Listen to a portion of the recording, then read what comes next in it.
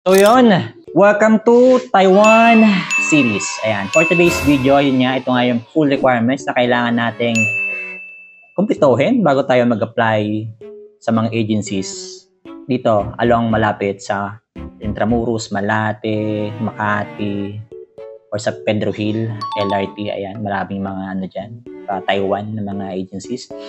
Anyway, for today's video, pag-usapan naman natin yung fourth requirements yung ating SSS. Ayan. So, sa SSS natin, the history, details, information, kailangan nating pumunta ng kanilang website. Mas prefer na nasa laptop ka or desktop kasi nga ipiprint natin ito.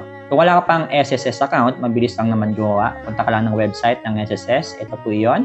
And ito naman yung process paano mag-print. Ayan. So, login ka. Kailangan pa dyan ng OTP. Hingan ka ng OTP sa registered cellphone number na niregistered mo sa SSS. Punta ka ng inquiry. Tignan mo yung mga details mo dyan. So, i-print mo itong information mo. You can choose to open it sa browser natin, trusted browser natin, gaya ng Google Chrome. Punta ka doon sa upper corner, yung tatlong tuldok, choose print. Ayan. Pwede mong i-save ng PDF or direct print kung may nakakonect na printer, or save it as PDF. And yun naman contribution natin, kailangan pa rin natin kasi nga hinihingi ito ng mga agencies. Ayan, same procedure din. Punta dun sa tuldok, upper corner, hanapin yung print, pwede mong i-save as PDF or direct ka lang mag-print.